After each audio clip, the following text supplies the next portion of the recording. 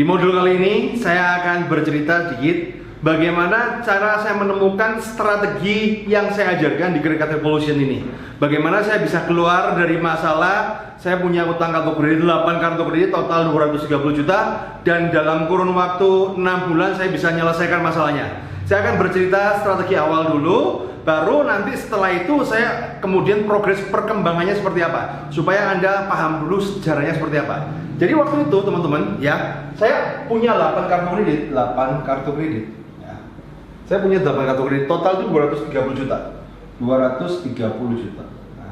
Nah, kenapa sampai bermasalah ketika saya analisa? Ternyata saya satu ngurusin tagihan seorang diri, yang kedua juga ngurusin bisnis. Jadi sudah ngurusin bisnis, ngurusin tagihan, pusing, udah dasi ngeluh lah ya.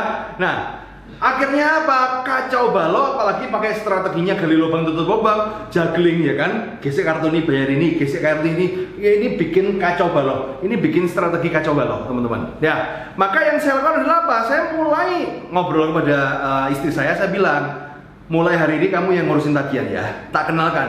Waktu itu ada namanya jurus dana talangan ya kan. Saya kenalkan pada orang yang dana talangan, dan akhirnya saya memberikan tugas semua yang ngurusin pembayaran tagihan adalah istri saya. Nah, dan mulai saya atur. Saya mulai ngaturnya adalah apa? Dari 8 kartu itu ya, A, B, C, D, E, F, G, H ya. Nah, saya mulai urutkan dari yang terkecil ke yang terbesar ya. Nah, jadi yang saya urutkan dari yang terkecil ke yang terbesar. Nah, semua total ini kan 230 juta. Dan ini memang tidak ada cicilan ya, nggak ada cicilan ya. Nah, maka saya menggunakan format saat itu adalah dana talangan atau pelunasan, yaitu adalah apa? Ya, kalau di dana talangan pas itu saya kena biayanya 3%. Ya, 3%. Berarti ini dikali 3%. Ya, ketemunya adalah 6.900.000, 6,9 juta. Ya. Nah, sampai sini udah paham ya? Jadi saya mulai ngatur tagihan dari yang kartu kredit yang terkecil sampai yang terbesar. Nah, 230 juta kan berarti kalau total ke semuanya saya harus bayar 6.900.000 ya. Jadi saya tidak ngurusin ke 8 kartu ini. 8 kartu kredit ini diurusin oleh istri saya, diurusin oleh dia yang ribet untuk ngurusin datang ke gestur untuk gesek apa segala, dia ribet. Pokoknya kalau saya sebagai decision maker, saya yang fokus kerja, saya cuma tahu adalah apa? Setiap tanggal 1 saya harus ngasih ke istri saya adalah uang senilai 6.900.000. Ya, akhirnya per tanggal 1 saya kasih dia 6.900.000, jeder, urusan saya selama 1 bulan selesai, finish. Artinya fokus saya adalah di tanggal 1 bulan berikutnya saya juga harus minimal menyediakan 6.900.000. Sampai sini, paham ya? Nah, akhirnya apa? Ini saya ngomong, dulu saya ngurusin ke semua kartu, kacau balau, walaupun uang saya keluar kan, tapi waktu yang tersisa kan banyak. Tapi setelah saya mendelegasikan urusan kartu kredit kepada pasangan saya, dan dia ngurusin janjian dengan dana talangan sendiri ya. Nah, akhirnya urusan saya selesai.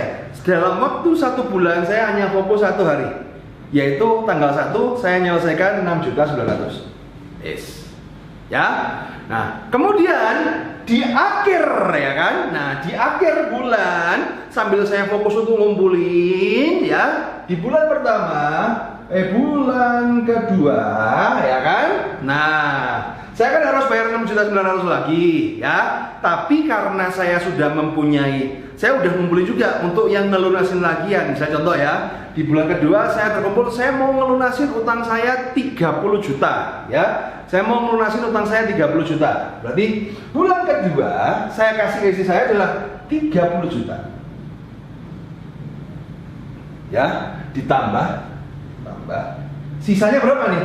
200 kan?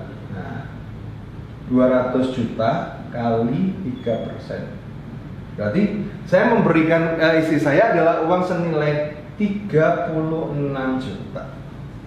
Ya, 36 juta. Ya. buat apa? Yang 30 juta ini saya mulai membayar dari kartu kredit yang terkecil. Sebentar. Ya enak nih, ya kan? Mulai saya membayar dari kartu kredit yang terkecil. Kalau 30 juta saya bisa bayar 2 kartu, ya udah, jebret. Ya. Berarti urusan saya beres. Ya. Nah, fokus lagi 1 bulan kemudian. Nah, bulan berikutnya di bulan ketiga. Nah, bulan ketiga saya mampu ngumpulin uang untuk membayar agak banyak kan, 40 juta sekarang. 40 juta. Ya.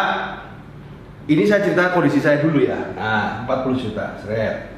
Artinya apa teman-teman? Maka saya harus membayar 40 juta ditambah, berarti kan 200 juta dikurangi 40 juta, 160 juta ya. Nah, 160 juta dikali 3%. Oke. 160 juta dikali 3%, berarti 16 kali 3 ya, ini 8, 3, 48 ya, 4.800.000. Berarti saya membayarnya total adalah 44 juta 8 ya, 4,48 juta ya.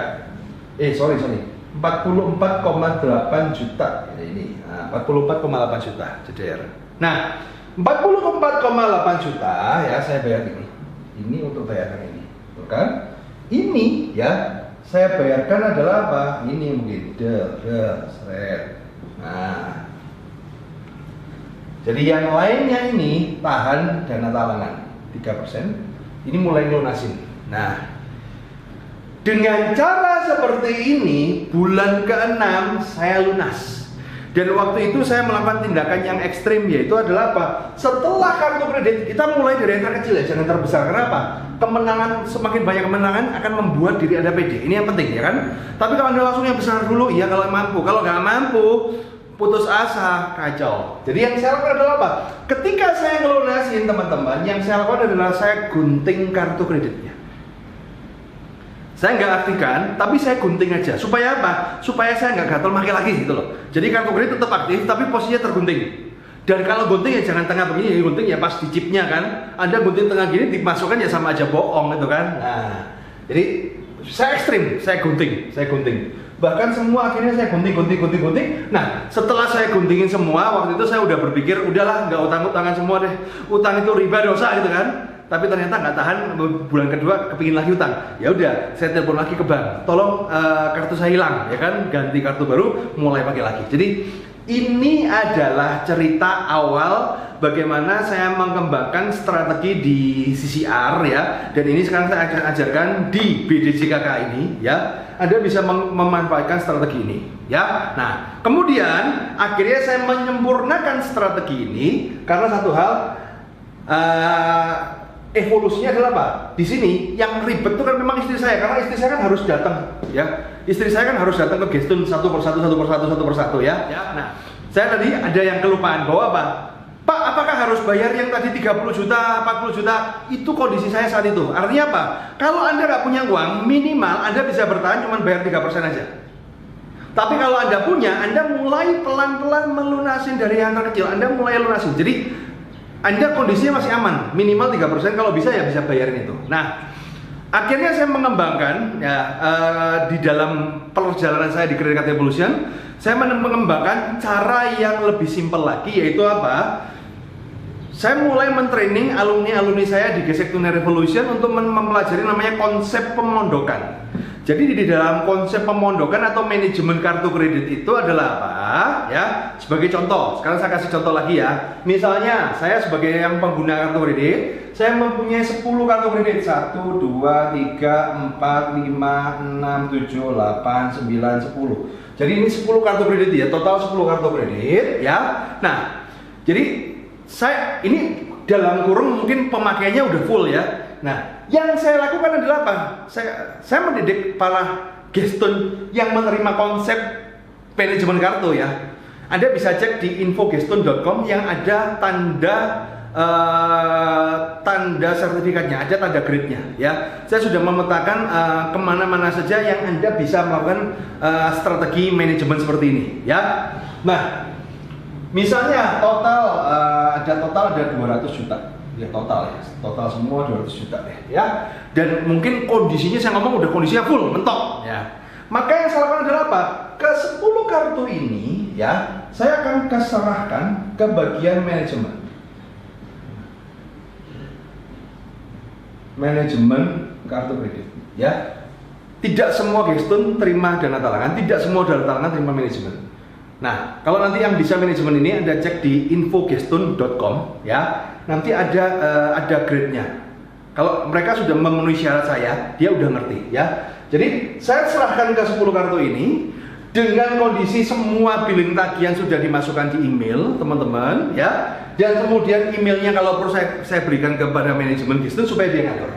Nah, intinya apa? 200 juta ya.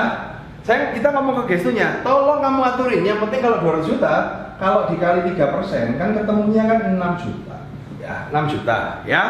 Pokoknya per tanggal 1 Anda bayar ke manajemen itu 6 juta, jebret.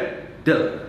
Nah, setelah itu biarkan manajemen itu yang ngatur sendiri. Kalau memang Anda tidak bisa bayar 6 juta ya, Anda nggak bisa mengurangi pokok ya, maka manajemen itu akan ngatur sendiri. Jadi dia menyelesaikan, bahkan kalau yang sudah terstandar, dia akan menyelesaikan jauh-jauh hari sebelum jatuh tempo. Nah, kebanyakan dari Anda teman-teman tepat waktu, pas jatuh tempo jam 3 sore, amburadul. Artinya apa? Anda tinggal serahkan ke manajemen, anggap tanggal 1 ya kan? Tanggal 1 Anda totalan semua. Dan sekali lagi ya, ini harus kepercayaan, tidak bisa Anda merubah cicilan pas kali ya, ribet. Cicilan itu bikin ribet. Jadi sterilkan dalam kondisi cicilan ya. Nah, lebih baik Anda konsultasikan dulu kepada pihak manajemen kartu bagaimana calon terbaik. Tapi kurang lebih seperti ini, ya. Nah, dan kemudian bulan berikutnya apabila Anda mau, Pak, ini saya ada uang, Pak, 20 juta. Maka bulan berikutnya kalau Anda mau mengurangi 20 juta, Anda berikan ke pihak manajemen adalah apa? 20 juta titip bayar namanya.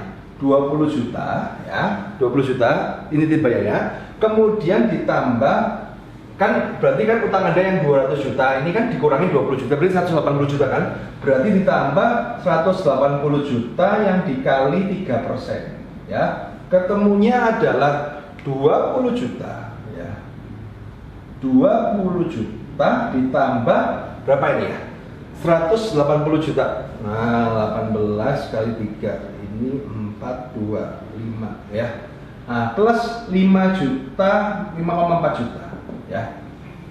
Nah, bulan berikutnya kalau Anda mau dalam analogi Anda mau ngurangin 10% ya, Anda tinggal memberikan 20 juta ditambah 5,4 juta. 5,4 juta dari mana? 180 juta kali 3% ya. Setiap tanggal 1 Anda kasih ini, kemudian Anda serahkan ke manajemen kartu kredit, bilang aja, tolong tagihan saya dikurangin jadi ini. Nah, dengan prinsip seperti ini, lebih simpel begini teman-teman ya. Niscaya nanti kalau kartu yang sudah selesai Anda minta aja. Kalau yang kartu sudah selesai Anda minta, ini urutkan dari yang terkecil, terbesar. Anda bilang, tolong selesaikan kartu terkecil. Dan kalau sudah, ini tinggal Anda ambil aja. Selesai ambil. Dengan Anda seperti ini, kalau perlu Anda gunting dulu nggak masalah ya. Saran saya sih Anda gunting dulu ya. Jadi bedanya adalah apa? Di BDCKK Anda menggunting kartu kredit dalam posisi kosong, bukan ngawur. Kalau utang banyak kemudian digunting kerek, tetap tagihan jatuh tempo besok yang masih ada gitu loh teman-teman ya. Anda boleh mengguntingnya dalam kondisi sudah lunas, selesai Anda gunting, terserah. Anda mau gunting kemudian Anda mau tutup, silakan, ya kan, terserah. Atau Anda mau gunting kemudian nanti Anda mau aktivasi kembali, silakan. Intinya apa? Supaya Anda nggak gatel pakai lagi. Yes. Karena ini sebenarnya mengatasi masalah kartu kredit itu sama seperti ketika kita diet. Kadang-kadang kita tergoda untuk makan, ya. Nah, kurang lebih seperti ini. Kalau Anda mau ditanyakan apa segala, silakan Anda diskusikan di dalam grup ya. Karena saya yakin ini penjelasannya Anda ulangin lagi sampai mengerti konsep ini. Kalau Anda sudah mengerti konsep ini, maka Anda bisa menyelesaikan masalah dari kartu kredit selama antara penghasilan dan pengeluaran Anda itu masih dikit-dikit. Tapi kalau Anda sudah penghasilannya di sini, pengeluarannya di sini, maka Anda akan masuk pada strategi bagaimana cara menghadapi. Oke.